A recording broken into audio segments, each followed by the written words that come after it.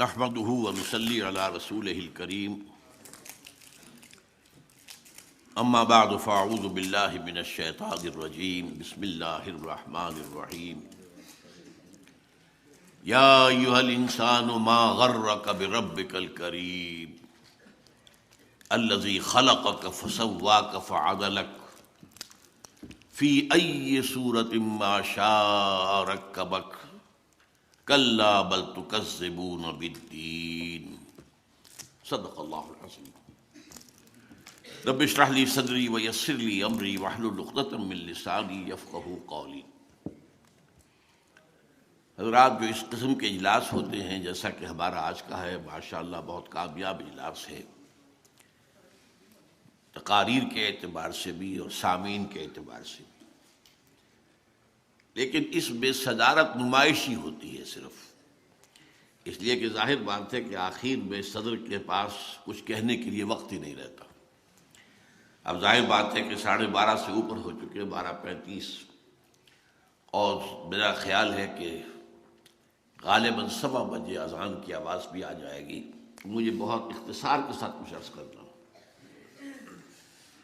دوسرے یہ کہ جو فضا اس وقت ہمارے ہاں پیدا ہوئی ہے، خاص طور پر عزیز الزید حامد صاحب کی تقریر سے اور پھر لیاقت بلوچ صاحب کی بھی پر امید باتیں جو سامنے آئی ہیں، ان کے پس منظر میں شاید میری باتیں آپ حضرات کو کچھ زیادہ اچھی نہیں لگیں گی، اس لیے کہ میں تصویر کا ایک دوسرا رخ آپ کو دکھانا چاہتا ہوں۔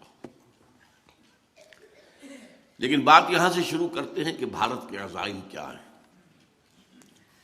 پہلی بات مجھے یہ کہنی ہے کہ اچھی طرح سمجھ لیجئے، ہندو چاہے وہ ہائی کاسٹ کا ہو چاہے لو کاسٹ کا ہو، دلت ہو شودر ہو، کسے باشد، اس نے دل سے پاکستان کو کبھی تسلیم نہیں کیا، اور پاکستان کا وجود اس کے سینے کا ناسور ہے۔ بھارت ماتا کا تقدس اور اس کے ٹکڑے کروا دینا یہ جرم عظیم ہے ان کے نزدیک، اور یہ گویا کہ جو بھی پاکستان کے خلاف جارحیت کے عزائم ہیں، یہ بالکل اس شعر کے مطابق ہے کہ نیش اقرب ناز پے کین است، اقتضائے طبیعت تشعین است۔ بچھو اگر ڈنک مارتا ہے تو کسی کینے کی وجہ سے، دشمنی کی وجہ سے نہیں مارتا، اس کی تو فطرت کا تقاضا ہے، اس سے وہ ڈنک مارنا ہی مارنا ہے۔ اب اس کو ذرا یاد کیجئے، اگرچہ نہرو اور پٹیل نے پاکستان کے قیام کو منظور کر لیا تھا، گاندھی سے ڈرتے تھے اور ماؤنٹ بیٹن سے کہا تھا جاؤ تم باپو کو تم راضی کرو، ہماری جرأت نہیں ہے کہ جا کر باپو سے کہہ سکیں کہ ہم تقسیم مانتے ہیں۔ لیکن ان کی اسکیم کیا تھی؟ پاکستان کے پیدا ہوتے ہی ختم کر دینا۔ اس وقت پاکستان کے ریزروز جو روکے گئے، ہتھیار روکے گئے، بالکل پیرالائز کرنے کی کوشش۔ ویسٹ پنجاب سے ہندوؤں کا انخلا کرایا گیا، خود کرایا گیا۔ یہاں وہ اس قسم کے فسادات بالکل نہیں ہوئے تھے جو ایسٹ پنجاب میں ہوئے، تاکہ یہاں کا جو چونکہ تجارت اور صنعت وغیرہ تو ہندو کے پاس ہے، یہ تو کولیپس کر جائے گا۔ اور پھر یہ ہے کہ ادھر سے جو سیلاب آیا جو مہاجرین کا، تو اس سب سے انہیں توقع تھی کہ پاکستان فوراً ختم ہو جائے۔ اللہ کا بڑا فضل و کرم ہوا، بڑا فضل و کرم ہوا، بڑا فضل و کرم ہوا۔ اس نے ایسے حالات پیدا کیے، اس نے معجزے سے ہی قائم کیا تھا، اور معجزے کے ساتھ ہی اس وقت بھی ان حالات کے اندر بھی جو نہایت نامساعد تھے، اللہ نے پاکستان کو قائم رکھا۔ لیکن ایک دوسری اسکیم گاندھی کی تھی۔ گاندھی گڑ دے کر مارنا چاہتا تھا۔ آپ کو معلوم ہوگا کہ گاندھی نے پاکستان کے فنڈز اور پاکستان کے حصے کا اسلحہ وہاں سے جاری کروا کر پاکستان پہنچانے کے لیے مرن برت رکھا، اور تب مجبور کیا نہرو اور پٹیل کی حکومت کو کہ وہ اثاثے بھی ادا کرے۔ لیکن یہ سب اس لیے تھا تاکہ مسلمانوں نے پاکستان کے دلوں کے اندر ایک نرم گوشہ اپنے لیے پیدا کر لے۔ اس کے بعد اگلی اسکیم اس کی کیا تھی؟ واگا سے داخل ہو کر پیدل یاترا کرتا ہوا کراچی جانا تھا، پورے پاکستان کو وہ محبت کا پیغام دے کر وہ جو وہاں سے محبت کے لیے اپنی دلوں کے اندر پیدا کر لی تھی گنجائش، تو گویا کہ گڑ دے کر مارنے کا پروگرام اس کا تھا۔ یہ بھی اللہ ہی کا فضل ہے کہ گوڈسے کے ہاتھوں اس کی موت واقع ہو گئی، ورنہ یہ ہے کہ بہرحال گاندھی جس قسم کا لیڈر تھا اور اس کے جو بھی اثرات ہو سکتے تھے جو پاکستانیوں پر اس وقت پڑے تھے، تو اس کے اندر اس بات کا امکان تھا۔ بہرحال اس کے بعد جو صورتحال رہی ہے ہمارے ہاں، وہ میں ایک واقعہ آپ کو سناتا ہوں۔ میں 1953 میں اسلامی جوی طلبہ کا ناظم اعلیٰ تھا۔ اس وقت جو ایک تحریک چلی تھی، ختم نبوت تحریک، اور بڑے فسادات پنجاب میں ہوئے تھے۔ اس زمانے میں خواجہ ناظم الدین وزیر اعظم تھے، وہ یہاں آئے تھے دورے پر، تو میں جمعیت کا ایک وفد لے کر ان سے ملا گورنر ہاؤس میں۔ پہلے تو کچھ موجودہ حالات ملکی پر بات ہوئی، پھر میں نے ان سے کہا جناب یہ میڈو کس بلا کا نام ہے؟ یہ جو آپ ڈیفنس پیکٹ کر رہے ہیں، کن چیزوں میں آپ پاکستان کو باندھ کر جانا چاہتے ہیں؟ مجھے اب بھی ان کا چہرہ بھی یاد ہے پوری طرح، اس کی شرافت۔ کہ دیکھیے یہ آپ لوگوں کی بات نہیں ہے، یہ آپ طالب علم ہے، آپ کا ہی کام نہیں ہے۔ میں ذرا شوخ تھا ابتدا ہی سے، میں نے کہا جناب آپ ہمیں باندھ کر چلتے بنیں گے، ملک تو ہم نے سنبھالنا ہے، تو ہمیں بتائیے۔ اچھا ایک جملے میں اچھا، اور دو جملے میں آپ کو سنا رہا ہوں۔ دیکھیے پنڈت جی تو نہیں چاہتے نا کہ پاکستان رہے، پنڈت نہرو، اور دیکھیے ہم اکیلے تو ان کا مقابلہ نہیں کر سکتے نا۔ سورہ کبریٰ سے نتیجہ نکال لیجیے، دو جملوں میں پوری پالیسی تھی اور پوری سادگی سے انہوں نے بیان کر دی۔ وہ ہماری مجبوری تھی کہ ہم امریکہ کی گھڑے کی مچھلی، اور ظاہر بات ہے اس وقت امریکہ کو ضرورت تھی، کنٹینمنٹ آف USSR کی پالیسی تھی۔ وہ سینٹو اور نیٹو اور میڈو تو نہیں بن سکی تھی، سینٹو بنی تھی، پھر وہ بھی رہ گئی تھی، لیکن سیٹو اور نیٹو تو تھی۔ اب ہمارے ساتھ امریکہ کا جو رویہ رہا، امداد بھی دی، مالی امداد بھی دی، اس میں یہ ہے کہ جو ہتھیارات بھی دیے، لیکن ایک بات تو یہ نوٹ کیجئے کہ ایک تو یہ ہندو کے یہاں کے جانے سے جو متروکہ جائیداد یہاں پہ رہی ہے، ہمارے دامن اخلاق کو سب سے پہلے داغدار کرنے والی وہ دولت تھی۔ جھوٹے دعوے، جھوٹے ایفیڈیوٹس، جھوٹے حلفیہ بیان، تو ہمارے کردار کی جو کمر ٹوٹی ہے اس سے، وہ ہمارے حق میں واقعہ یہ ہے کہ ایک بہت بڑا زہر ثابت ہوا، اور اس کے بعد امریکی امداد ہمارے لیے زہر بن گئی، ایک آرٹیفیشل خوشحالی۔ ہم نے اپنی معیشت کو مضبوط نہیں کیا تھا، لیکن یہ جو کچھ آ رہا تھا اس کے بنا پر ہم بوسٹ کرتے تھے کہ ہمارا تو بہت جو ہے لیونگ سٹینڈرڈ بھارت کے مقابلے میں بہت بہتر ہے، لیکن اس ایڈ نے بھی ہمارے لیے وہ کام کیا ہے جو ایڈز کا وائرس جو ہے ایک انسان کی زندگی میں کرتا ہے۔ وہ ایڈ جو گئی ہے بیوروکریسی کے جیبوں میں گئی ہے، وہاں سے ہو کر واپس جہاں سے آئی تھی وہاں پہنچی ہے، وہاں کے بینکوں میں پہنچی ہے۔ ہمارے اخلاق کا، ہمارے کردار کا دیوالہ جو ہے اس کے نکالنے میں اس ایڈ کا بھی بہت حصہ ہے۔ پھر ہم پر پابندی کیا تھی؟ یہ ہتھیار تم بھارت کے خلاف استعمال نہیں کر سکتے، اگر ہم نے سن 65 میں استعمال کر لیا تو ہمیں سزا دے دی گئی۔ بہرحال یہ عرصہ وہ تھا کہ جو ہم امریکہ کے گھڑے کی مچھلی بن کر ہم نے زندگی گزاری ہے، لیکن ایک پوائنٹ نوٹ کیجئے کہ اس پورے عرصے کے دوران بھی امریکہ بھارت کی پیمپرنگ کرتا رہا ہے۔ امریکہ کی عنایتیں بھارت کے شامل حال رہے، حالانکہ وہ رشیا کے ساتھ جا کے اس نے الائنس کیا، لیکن امریکن جو ہے ظاہر بات ہے بہت دور ان کی نگاہیں ہوتی ہیں، مستقبل وہ دیکھ رہے تھے کہ بھارت ایک بڑی طاقت بن کر ابھرے گا، لہذا اس کے ساتھ، حالانکہ 1962 میں جب چائنا کی اور بھارت کی جنگ ہوئی ہے تو ہمارے لیے بہترین موقع تھا۔ کشمیر اس وقت چند دن کی بات تھی، بھارت کے پاس وہاں پہ ڈیفنس تھا ہی نہیں، امریکہ نے ہمیں روکا اور ہم امریکہ کے تابع رہے۔ بہرحال یہ صورتحال ہے کہ جو ہماری رہی ہے، لیکن اب ایک بہت بڑی تبدیلی آ چکی ہے، عالمی حالات میں بھی، ریجنل حالات میں بھی، اندرونی حالات میں بھی۔ عالمی طور پر USSR ختم، کولڈ وار ختم، ہماری حیثیت ختم، ہماری ضرورت ختم ہے۔ یو ایس ایس آر کو آخر میں ڈسمینٹل کرانے کا کام بھی ہم سے کروا لیا، ہم نے اپنے لیے کیا۔ کوئی میں ضیاء الحق صاحب کو ہرگز بلیم نہیں کرتا، بلکہ اس کے لیے تو پروسیس تو بھٹو صاحب نے شروع کیا تھا، جب گلبدین حکمت یار اور یہ احمد شاہ مسعود وغیرہ کو بلا کر اس نے ایک مشن سپرد کیا تھا، بھٹو کے شروع ہوا کام تھا۔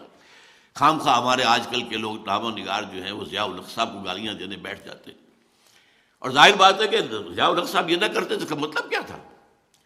رشیا تو آ گیا تھا، پھر پاکستان کہاں رکتا؟ اور اس کا تو صدیوں پرانا خواب تھا جو warm waters of the Arabian sea تک پہنچنے کا۔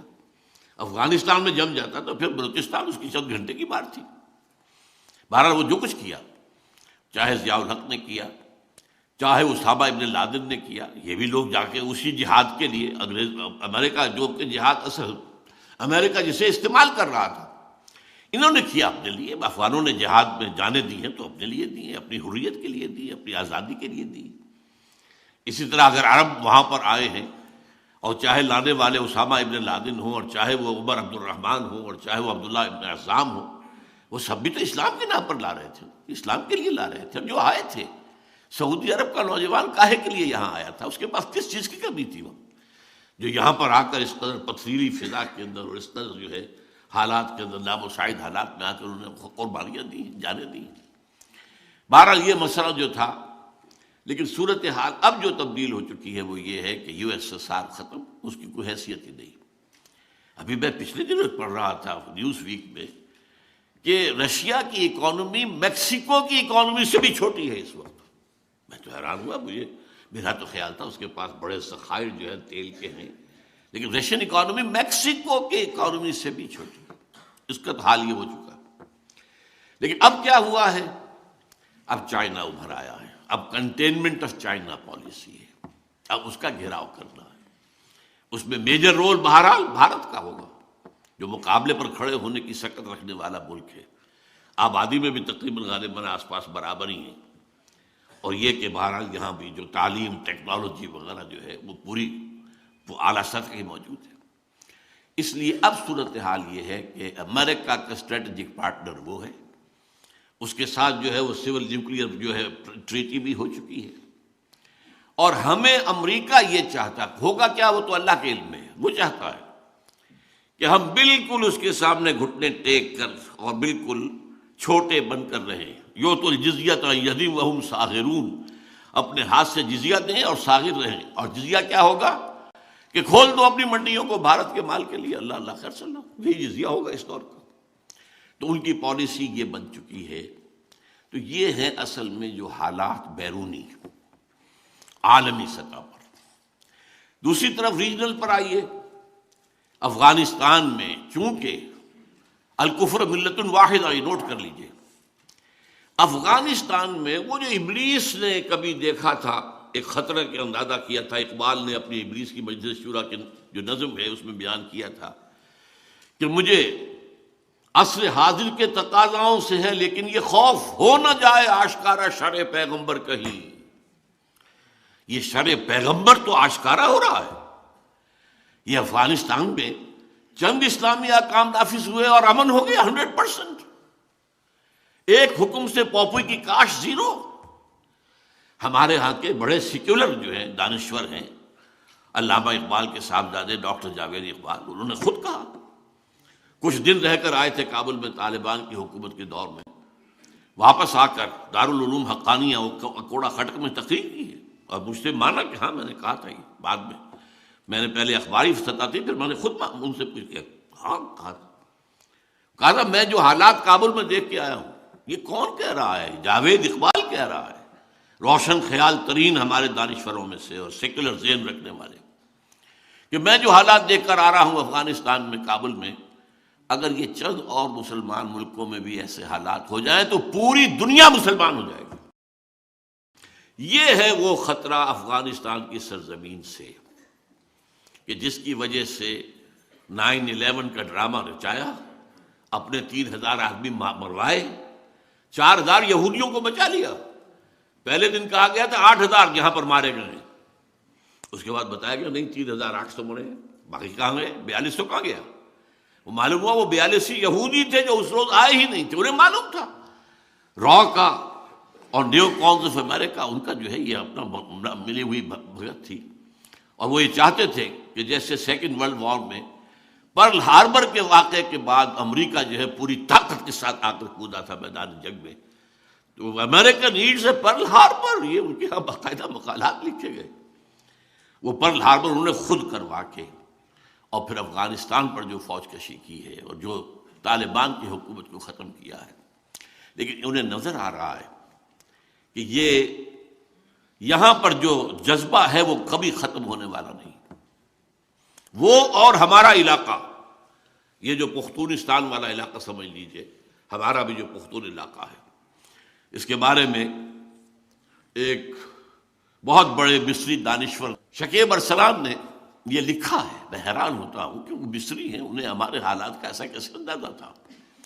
مولانا علی میاں صاحب نے اپنی کتاب میں کوٹ کیا، اس نے کہا تھا کہ یہ جو دو پہاڑی سلسلے چلتے ہیں، یہ جو چھت کہلاتی ہے پامیر کی سطح مرتفع، یہاں سے ادھر پہاڑ جا رہا، ادھر پہاڑ جا رہا، ادھر پہاڑ جا رہا، ادھر جا رہا ہے، تو ایک ہمالیہ ہے جو وہاں سے چلتا ہے ساؤتھ ایسٹ کی طرف، اور ایک کوہ ہندوکش ہے جو وہاں سے چلتا ہے ساؤتھ ویسٹ کی طرف۔ ان دونوں کے درمیان جو ٹرائنگل ہے، یہ ٹرائنگل کا بیس میں بتا رہا ہوں، یہ ان کی کوٹیشن میں نہیں ہے، وہ ہے مالاکنڈ کا پہاڑ، یہ ٹرائنگل بنتی ہے۔ بیس یہ ہے، ادھر سے ہمالیہ، ادھر سے کوہ ہندوکش۔ اس خطے میں جو قوم آباد ہے، شکیب ارسلان کہتے ہیں اگر پوری دنیا میں اسلام کی نبضیں ڈوب گئیں تب بھی اس خطے میں اسلام کی نبضیں چلتی رہیں۔ تو یہ علاقے ہیں، ان سے خطرہ ہے، اسی لیے یہاں وہ اپنا پورا مضبوط اڈا بنانا چاہتے ہیں ہر صورت۔ ابھی کہا گیا کہ تو ہم کئی جنریشن تک رہیں گے یہاں پہ، یہ جنگ تو کئی جنریشن تک چلے گی۔ اور یہاں پر نوٹ کیجئے کہ الکفر ملت واحدہ کا ثبوت کیا ہے۔ افغانستان کے خلاف رشیا بھی ان کی پیٹھ تھپکتا ہے، افغانستان کے خلاف چائنا بھی وہ ان کی پیٹھ تھپک رہا ہے، بلکہ وہاں اپنی فوج بھیجنے کو تیار ہے۔ اسے بھی اندیشہ ہے یہ مسلم فنڈامنٹلزم جو ہے اگر افغانستان اور پاکستان کے علاقے سے نکلتا ہے تو سنکیانگ جیسا بڑا میرا صوبہ، بہت بڑا علاقہ، ذرا آپ کو تو نہیں یاد ہوگا اکثر کو، ہم شروع میں جب پڑھا کرتے تھے روسی ترکستان، چینی ترکستان، دو ترکستان تھے یہ روسی ترکستان کے جو ہے سب سمرقند اور بخارا جیسے شہر، اور یہاں کاشغر، اور اقبال نے کہا ہے ایک ہو مسلم حرم کی پاسبانی کے لیے نیل کے ساحل سے لے کر تا بخاک کاشغر، یہ کاشغر وہاں ہے، اور وہ مسلم تہذیب کا بہت بڑا گہوارہ، انہیں خطرہ ہے۔ تو اس وقت صورتحال یہ ہے کہ الکفر ملت الواحدہ کی حیثیت سے افغانستان کے اندر ہر حالت میں انہیں جو ہے اپنے قدم جمائے رکھنے ہیں، اور اس کے لیے جو بھی کچھ انہیں کرنا پڑا وہ کرنے کو تیار ہوں۔ تیسری ڈائمنشن اور ہے جس کا ذکر کیا تھا عزیز امجد حامد صاحب نے، یہ جو یہودیوں کا نقشہ چل رہا ہے 1897 سے شروع ہوا، وہ جو protocols of the elders of the Zion, اور 20 سال کے اندر اندر انہوں نے سلطنت عثمانیہ کی دھجیاں بکھروا کر، اور یہ کہ بالفور ڈیکلریشن 1917 کا حاصل کر لیا برطانیہ کے ذریعے سے، اور پھر 20 سال کے اندر 21 سال میں اسرائیل قائم ہو گیا۔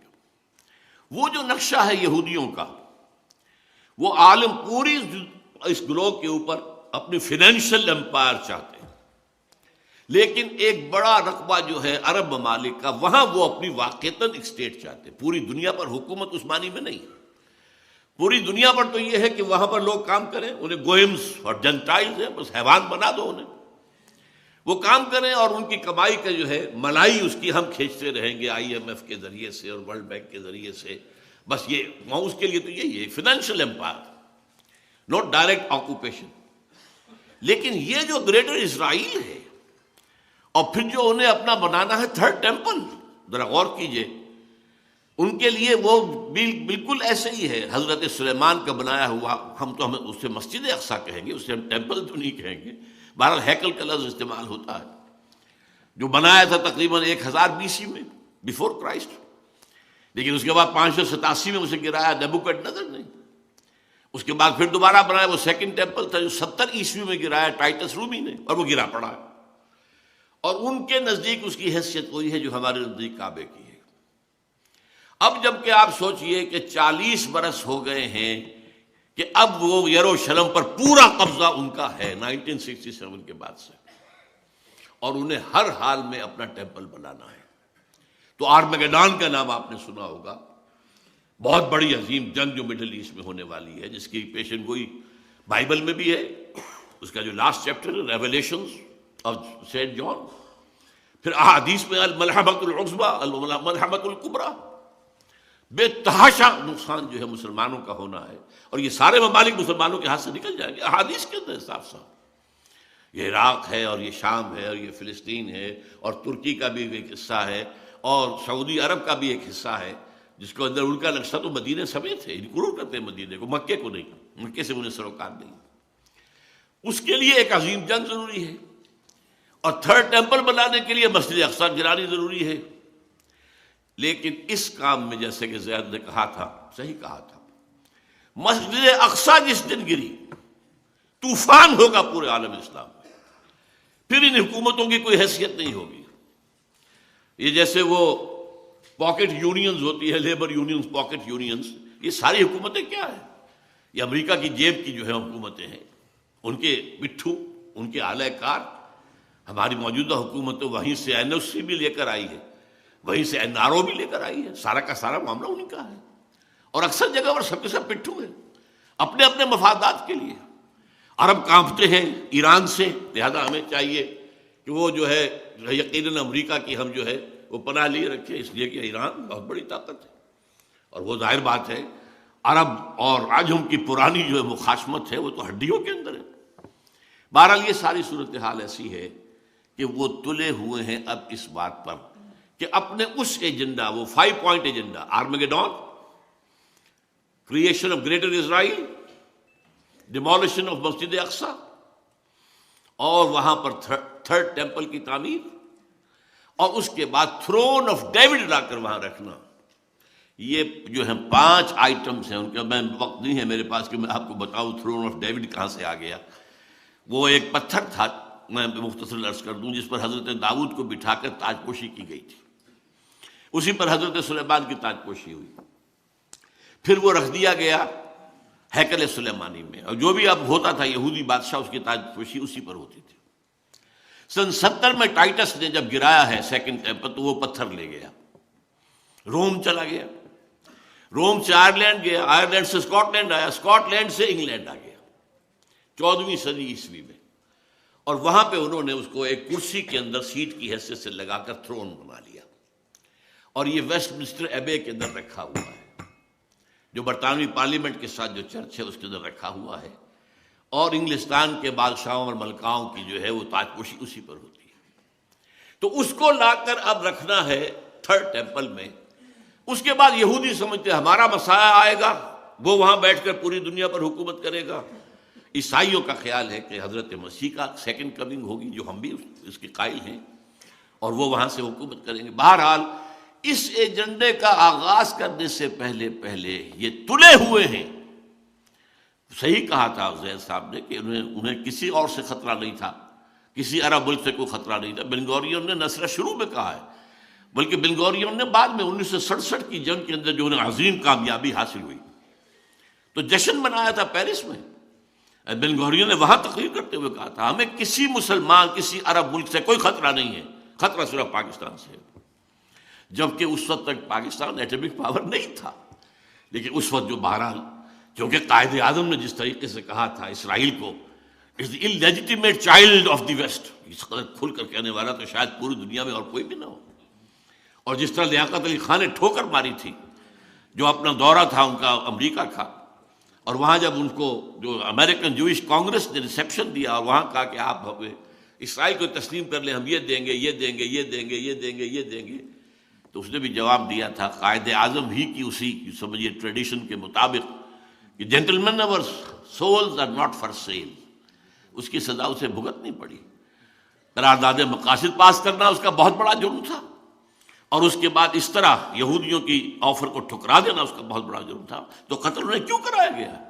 قتل انہوں نے کیا ہے، یہ ان کی سازش تھی جس سے کہ قتل کی گئی۔ بہرحال اب وہ تلے ہوئے ہیں کہ پاکستان کے کم سے کم اینٹوی دار توڑ دیے جائیں، تب وہ 5 نکاتی جو ہے ایجنڈا اس پر شروع کیا جائے، تاکہ ایسا نہ ہو کہ اگر اس سے پہلے ہو جائے طوفان عوامی یہاں آئے اور یہاں یہ حکومت جو ہے ہماری جو کٹ پتلی حکومت ہے یہ بہہ جائے تنکوں کی طرح، اور فنڈامنٹلسٹ کے ہاتھ میں جو ہے وہ طاقت آ جائے، تو یہ نیوز جو ہے پھر وہ ہمارے لیے ظاہر بات ہے کہ بہت بڑا خطرہ ہوں گے۔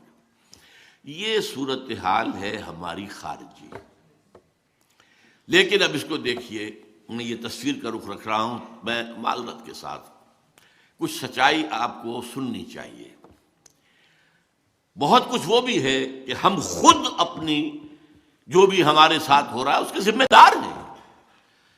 اے باد صبا ہی ہما آبردہ تست، 1971 میں ہم نے وہ صورتحال وہاں پیدا کی تھی جس سے فائدہ اٹھایا پھر بھارت نے۔ بھارت کا تو نیش اقرب نس پہ کی نست، انہیں تو موقع ملا تھا، سبرامنیم نے اس وقت لکھا تھا this is the chance of the century, انہوں نے یوز کیا، لیکن حالات تو ہم نے پیدا کیے تھے نا۔ وہاں جو کچھ ہوا تھا، وہاں ایک عوامی ہے تحریک اٹھ کر کھڑی ہو گئی تھی، ہمارا جو بھی مارشل لا تھا وہ انہیں قابل قبول نہیں تھا، ہم نے پنجابی فوج کی غلامی کے لیے جو ہے وہ پاکستان میں شامل ہونا پسند نہیں کیا تھا، وہ تو پنجابی فوج کہتے تھے نا۔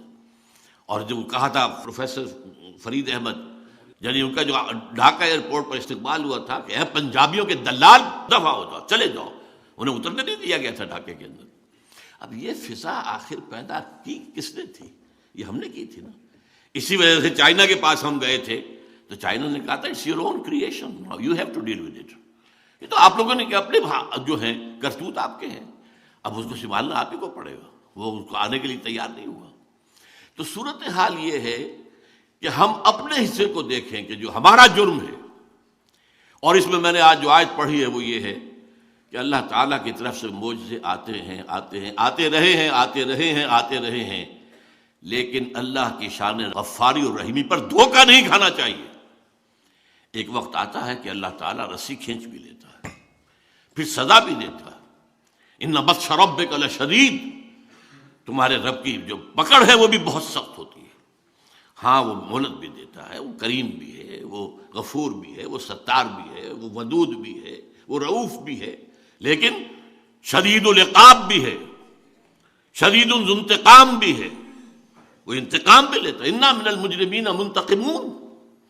اب ہمارے ہاں ہوا کیا ہے، ہمارا اصل مرض کیا ہے جس کو سمجھنا چاہیے، خدا کے لیے سمجھیے۔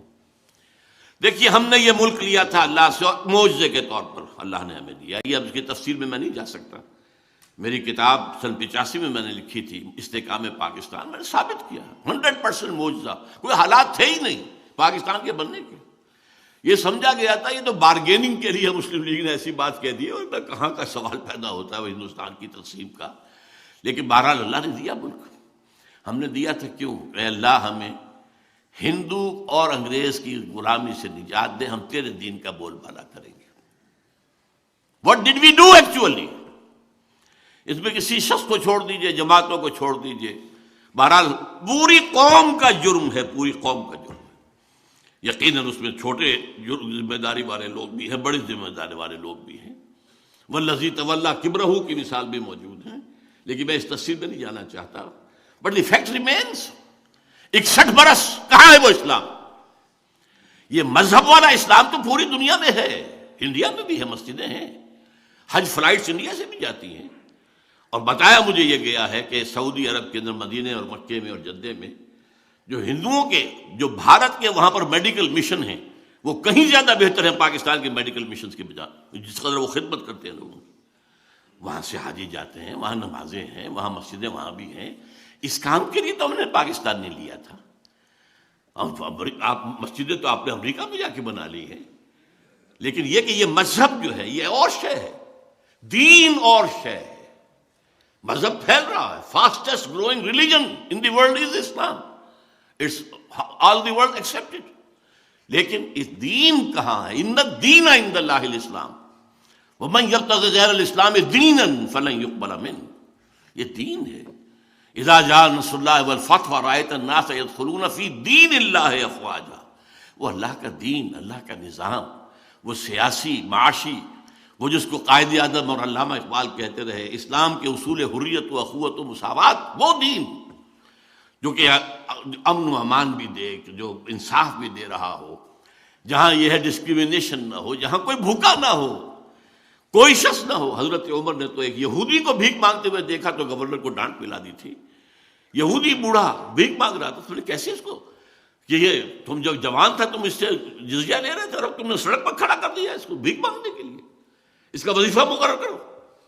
وہاں یہ تھا کہ اگر کتا بھی اگر بھوکا مر جاتا ہے فرات کے کنارے یا دجلہ کے کنارے، عمر ذمہ دار ہوگا قیامت کے دن۔ وہ نظام، دنیا تو اس نظام کے لیے چشم براہ بیٹھی ہوئی ہے، دیکھنا چاہتی ہے، اس لیے کہ وہ نظاموں کا کلیش جو تھا وہ ایک گویا کہ ختم ہوا، ایک اعتبار سے کمیونزم کی موت واقع ہو گئی۔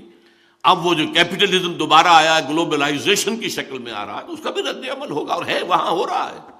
آپ کو معلوم ہے ڈیووس ہو یا کہیں اور ہو، یا جو واشنگٹن میں جہاں معاملہ ہوا تھا پہلے ورلڈ ٹریڈ آرگنائزیشن کا، تو وہاں مظاہرے کسی نے کیے، عالم اسلام میں تو کسی کو پتہ ہی نہیں کہ وہ جو فائنینشیل جو ہے ایک امپائر کیسے قائم ہو رہی ہے، کس طریقے سے آگے بڑھ رہی ہے، کیسے کیسے معاہدے ہو رہے ہیں۔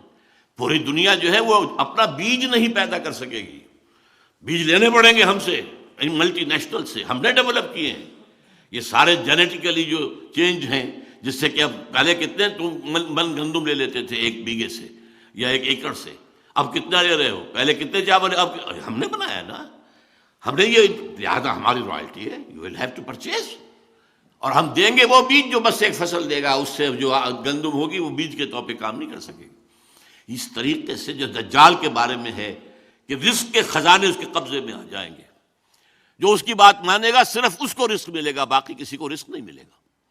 تو یہ ساری صورتحال اس وقت جو ہے ایسی ہے کہ معاملہ ہمارا جو ہے اندرون خانہ، ہم نے اللہ سے خلاف ورزی کی، اپنے وعدے کی، ہم نے غداری کی، اور اس کی سزا ملی ہے ہمیں، وہ نوٹ کیجئے۔ قرآن مجید میں ہے سورہ توبہ میں، یہ 75 76 77 3 آیتیں ہیں۔ مدینے کے منافقین کی ایک خاص قسم کا ذکر ہے، وَمِنْهُمْ مَنْ آحَدَ اللَّهَ لَئِنْ آتَانَا مِنْ فَضْلِهِ لَنَصَّدَّقَنَّ وَلَنَكُونَنَّ مِنَ الصَّالِحِينَ فَلَمَّا آتَاهُم مِنْ فَضْلِهِ بَخِلُوا بِهِ وَتَوَلَّوْا وَهُمْ مُعْرِضُونَ فَعَاقَبَهُمْ نِفَاقًا فِي قُلُوبِهِمْ۔ ان میں وہ لوگ بھی ہیں جنہوں نے اللہ سے عہد کیا تھا کہ اگر اللہ ہمیں غنی کر دے تو ہم خوب صدقہ و خیرات کریں گے اور خوب جو ہے نیک لوگ بن جائیں گے۔ پھر اللہ نے غنی کر دیا تو اب بخل سے کام لیا، اب وہ تجوریوں کو تالے لگا دیے اور منہ رخ میں موڑ لیا، پیٹھ موڑ لی ہم سے۔ اس کی سزا کے طور پر ہم نے ان کے اندر نفاق کا روگ پیدا کر دیا۔ آج پاکستان کی پوری قوم اس سزا کے اندر مبتلا ہے۔ انسان پوری اس وقت دنیا کی منافق ترین قوم پاکستانی قوم ہے۔ اب اس نفاق کی کیا کیا شکلیں ہیں؟ نفاق باہمی، اب وہ قوم کہیں نہیں ہے، ڈھونڈ اب اس کو چراغ رخ زیبا لے کر۔ وہ جو قوم ہوتی تھی، وہ جو 45 46 47 میں قوم، وہ کہاں ہے؟ اب تو قومیتیں ہیں، اب تو عصبیتیں، صوبائی عصبیتیں ہیں۔ اگر قوم ہوتی تو آج تک کالا باغ ڈیم نہ بن چکا ہوتا۔ کس کو معلوم نہیں تھا کہ کس قدر اہم ہے، کتنا ضروری ہے ہماری معیشت کے لیے؟ لیکن نہیں، سندھی کو گوارا نہیں ہے، کوئی پشتون کو گوارا نہیں ہے، ایک قوم ہم نہیں ہیں۔ اب قومیتیں، عصبیتیں ہیں، نسلی ہیں، لسانی ہیں، مذہبی ہیں، تفرقہ مذہبی۔ نمبر 2، اخلاق کا زوال، جس لیے کہ فرمایا حضور نے منافق کی 3 نشانیاں ہیں۔ جب بولے جھوٹ بولے، وعدہ کرے خلاف ورزی کرے، کہیں امین بنایا جائے تو غبن کرے اور خیانت کرے۔ یہ 3 چیزیں ہیں، یارڈ سٹک لے کر ناپ لیجئے اپنے معاشرے کو۔ اس معاشرے میں جو جتنا بڑا ہے اتنا ہی بڑا جھوٹا ہے، جو جتنا بڑا ہے اتنا ہی بڑا وعدہ خلاف ہے۔ آج آپ کا بادشاہ وہ ہے جو کہتا ہے وعدے کیا شے ہوتی ہے، کیا چیز ہوتی ہے؟ یہ تو صرف جو ہے کہنے کی باتیں ہوتی ہیں۔ بادشاہ ہے آپ کا، اور میں اس کو برا نہیں کہتا، میں کہتا ہوں اعمالکم اموالکم، حدیث سنائی تھی آپ کو زید صاحب نے۔ ہمارے اپنے اعمال ہیں جو ہمارے اوپر جو ہیں حکمران بن گئے ہیں۔ یہ کردار، یہ ہے ہمارا انڈیکس، علامت ہے اس قوم کے کردار کی۔ جھوٹ اور وعدہ خلافی اور غبن، اربوں کے غبن، اس میں تو ہم انتہا کر گئے. ہماری معیشت کی کمر توڑ دینے والا تو اصل معاملہ جو ہے وہ ہے اربوں کے غبن. اب تو کبھی انگریز کے زمانے میں اگر چند سو چند ہزار کی کچھ ادھر ادھر بات ہو جاتی تھی طوفان برپا ہو جاتا تھا، کیا ہوا، بہت بڑا اسکینڈل ہو گیا، بہت بڑا. اور اب تو کیا ہے، پھر یہ کہ اربوں ڈالر جو ہیں وہ بینک معاف کر رہے ہیں. اگر کوئی شخص چند ہزار کا مقروض ہو، عام آدمی، اس کا گھر قرقی کرا دیا جائے گا یا اس کے سامان قرقی کرا دیا جائے گا، اور اربوں ڈالر معاف ہو رہے ہیں. یہ جینے کے لچھن تو نہیں. کیا زمانے میں پنپنے کی یہی باتیں ہیں؟ Do you have a right to be a free nation? میرے نزدیک تو نہیں ہے. ہمارا جواز تو ختم ہو چکا ہے. ہم آئیڈیولوجیکل اسٹیٹ تھے، and from that point of view we are failed state. Ideology وہ کہاں ہے؟ کہیں بھی نہیں ہے. ہم تو کسی وطنیت کی بنیاد پر تو قائم نہیں ہوئے تھے، بلکہ وطنیت کی تو نفی کر کے پاکستان بنا تھا. ان تازہ خداؤں میں بڑا سب سے وطن ہے، جو پیرہن اس کا ہے وہ مذہب کا کفن ہے. بہرحال میں یہ ساری باتیں، جو ہمارا اندرونی حال ہے وہ کیا ہے ذرا غور کیجئے. یہ فزکس کی دو اصطلاحات ہیں، سینٹریپیٹل، سینٹریفیوگل فورسز. ایک وہ ہوتی ہیں کہ جو کسی چیز کو توڑنے اور پھاڑنے کی طاقتیں ہوتی ہیں، اور ایک وہ ہوتی ہیں جوڑنے کی طاقتیں ہوتی ہیں. اب آپ اندازہ کیجئے، آپ کے نارتھ پول پر بیٹھا ہوا ہے کون؟ اسفندیار ولی ابن عبد الولی ابن خان غفار خان، جس نے کہ پاکستان میں دفن ہونا قبول نہیں کیا، جلال آباد میں دفن ہوا ہے، جس کا نام سرحدی گاندھی تھا. حالانکہ وہ نوجوانی میں علماء دیوبند کا ایک عام کارکن تھا. حضرت شیخ الہند کا وہ پہرے دار کی حیثیت سے کھڑا تھا جب 1915 کے اندر مشاورت ہو رہی تھی کہ کیا کرنا چاہیے، جب وہ رومال تحریک، ریشمی رومال تحریک کا ایک نقشہ بن رہا تھا. ایک لمبا تڑنگا پٹھان ایک لاٹھی لے کر کھڑا تھا جو دروازے کے اوپر پہرا دے رہا تھا، وہ تھا خان عبد الغفار خان. بہرحال بعد میں کانگریس کے ساتھ جا کر وہ کانگریسی، وہ تو سرحدی گاندھی بنے ہیں. اور اسفندیار ولی بھی یاترا کر کے آ گئے ہیں. این او سی لینے وہ بھی گئے تھے، یوں ہی نہیں گئے تھے، وہ بھی امریکہ گئے ہیں. اور جو کہا تھا فضل الرحمان صاحب نے، میں سمجھتا ہوں کہ بہرحال وہاں کے آدمی ہیں کہ نکل رہا ہے، NWFP ہاتھ سے نکل رہا ہے، اور یہ تو گریٹر ہندوستان کا نقشہ بنا رہا ہے. یہ تو نارتھ پول ہے. ساؤتھ پول پر جائیے تو امریکہ اور برطانیہ کا بڑا محبوب انسان الطاف حسین، جو کراچی اور آس پاس کے علاقے کا بے تاج بادشاہ ہے. یہ کون ہے؟ جو کراچی میں جا کر، جو دلی میں جا کر یہ کہہ کر آیا کہ ہندوستان کی تقسیم ایک بہت بڑی غلطی تھی. باقی جو کچھ بلوچ نیشنلزم ہے وہ سب آپ کے سامنے ہے. خود سندھیوں کے اندر نیشنلزم بہت گہرا ہے، بہت گہرا ہے. وہ جو 3-4 دن گزرے ہیں، جو بینظیر بھٹو کے قتل کے بعد اس کو جو بھی ہلا دیا پورے سندھ کو، نوٹ کیجیے اس کو. تو یہ حالات ہیں. اور اب اس کے اندر ایک ڈائمنشن اور ایڈ ہو رہی ہے. یہ جو ہنی مون تھا PPP اور مسلم لیگ نون کا، یہ ختم ہو رہا ہے. پھر وہی فضا ہو جائے گی، پھر جو ہے نئے جو ہے بساط بچھے گی، اور پھر وہی جو ہے. اور چاہتا یہ ہے بھارت بھی، امریکہ بھی، کہ یہاں بدامنی ہو اور ہمیں موقع ملے، جواز بن جائے. ایسٹ پاکستان میں بدامنی ہوئی، جواز مل گیا. وہاں سے بہت سے لوگ جو ہیں وہ چاہے ان کے کہنے ہی کی وجہ سے ہندو جو ہیں وہ چھوڑ کر ایسٹ پاکستان چلے گئے اور وہاں پر بنا دیے گئے ان کے کیمپس. دیکھو یہ جان کے خوف سے ڈر کے یہاں آئے ہوئے. بہرحال یہ ہیں ہمارے اپنے کرتوت.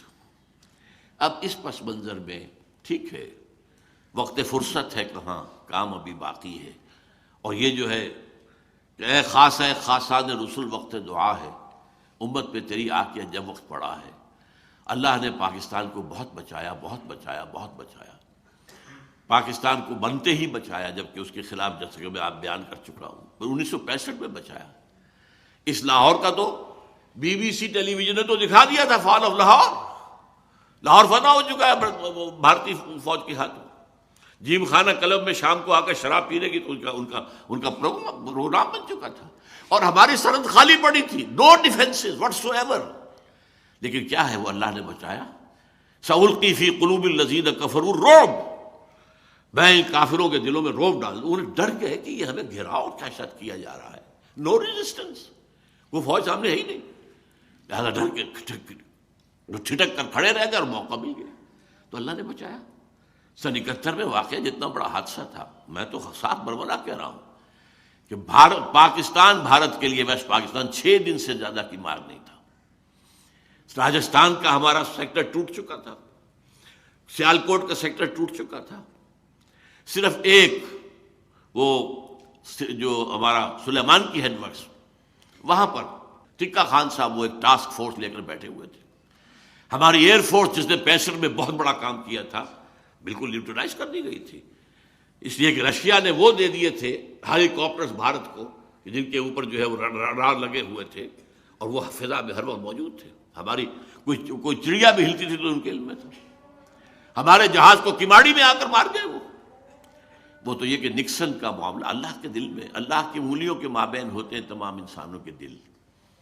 نکسن کے دل کو پھیرا ہے، جس کو آخری وقت تک کہتی رہی پھر اندرا گاندھی، پرو پاکستان ٹلٹ ان امریکاز پالیسی۔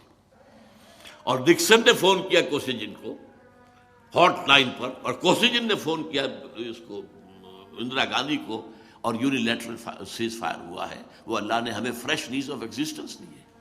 اللہ تعالیٰ اب بھی کیا پتا، وَإِنْ أَدْرِي لَعَلَّهُ فِتْنَةٌ لَكُمْ وَمَتَاعٌ إِلَىٰ حِينٍ، خدا کرے کہ بات وہی ہو جو زید حامد صاحب کہہ رہے ہیں۔ کیا پتا یہ بھی ایک آزمائش ہے جو آ رہی ہو، لیکن اس کے بعد اللہ تعالیٰ ہمیں ایک فریش نیز آف ایگزسٹنس دے دے، ہمیں موقع دے دے، ہمیں توبہ کی توفیق دے دے۔ لیکن یہ ہے کہ حالات کا جو دوسرا رخ ہے اس کو بھی سامنے رکھنا ضروری ہے۔ لیکن اس کے لیے اصل جو ہے میں بات کہنا چاہتا ہوں، جب تک ہم توبہ نہیں کریں گے، یہ نہیں بھول جانا چاہیے کہ یرموک میں جانے والے 60 لوگ کون تھے، جو کہ یوں سمجھیے سر سے پاؤں تک ایمان کا مجسمہ تھے۔ ہم کہاں ہیں؟ عزیز ماقف نے آیت تو وہ پڑھی تھی لیکن زیادہ زور دے کر بیان نہیں کیا۔ انتم الاعلون ان کنتم مومنین، تم ہی بلند رہو گے اگر تم مومن ہوگے۔ ہم نہیں ہیں مومن، ہم تو پیدائشی مسلمان ہیں صرف۔ قالت الاعراب آمنا قل لم تؤمنوا ولکن قولوا اسلمنا۔ یہ بدو کہہ رہے ہیں ہم ایمان لے آئے، نبی ان سے کہہ دیجئے تم ہرگز ایمان نہیں لائے ہو، ڈونٹ ڈیسیو یور سیلف، یوں کہو کہ ہم مسلمان ہو گئے۔ ہم مسلمان ہیں، پیدائشی مسلمان ہیں، وہ تو اللہ نے زبردستی ہمیں مسلمان بنا دیا ہے کہ ہمیں مسلمان والدین کے گھر میں پیدا کر دیا۔ ایمان کہاں ہے؟ اور مذہب بہت ہے، دین کہاں ہے؟ یہ سزا ہم پر ضربت علیہم الذلۃ والمسکنۃ وباؤوا بغضب من اللہ، پوری امت مسلمہ پر ہے، اور پاکستان پر اضافی سزا ہے یہ جو ہم نے وعدہ خلافی کے نتیجے میں نفاق عاقبہم نفاقا فی قلوبہم، اس میں ایک پہلو رہ گیا تھا۔ ہمارے ہاں کا سب سے بڑا نفاق کا مظہر ہمارا دستور ہے پاکستان کا، منافقت کا پلندہ، پورا اسلام اس میں موجود ہے، صرف ایک قرارداد مقاصد بھی کافی ہے اگر اس کے ساتھ ایک جملہ ایڈ کر دیا جائے کہ this article will take precedence over the whole of the constitution, اور کسی شے کی ضرورت ہی نہیں۔ لیکن وہاں تو اور دفعات بھی ہیں، لیکن ایسے چور دروازے ہیں کہ کوئی دفعہ مؤثر نہیں ہے۔ منافق اسی کو کہتے ہیں قانون، مسلمان حقیقت میں کافر، حقیقت میں ہمارا دستور کافر ہے، اس لیے کہ آپ نے بنا دی، جو بھی آئیڈیالوجی کاؤنسل بنا دی، ان کی سفارشات آ رہی ہیں اور پائل اپ ہو رہی ہیں، الماریاں بھر گئی۔ آج تک کوئی ایک سفارش بھی اسمبلی میں پیش نہیں ہوئی، اربوں روپیہ خرچ ہوا ان پر، اور ہے ہی نہیں دستور میں کچھ، بس سفارشیں پیش کرتی رہے گی، پیش کرتی رہے گی، پیش کرتی رہے گی، کرتے کرتے عمریں بیت گئی ہیں اور الماریاں بھر گئی ہیں، چاہے وہ منسٹری آف لا ہے اور چاہے وہ منسٹری آف فائننس ہے، کوئی اور ہے، لیکن یہ کہ کسی پر بھی نہیں عمل۔ یہ ہے وہ منافقت جس کی ہمیں سزا مل رہی ہے۔ تو اب توبہ کی ضرورت ہے، لیکن توبہ کے لیے 3 چیزیں میں کہوں گا۔ سب سے پہلے رذائل اخلاق سے اپنے آپ کو پاک کر کے فضائل اخلاق سے مزین کرنا۔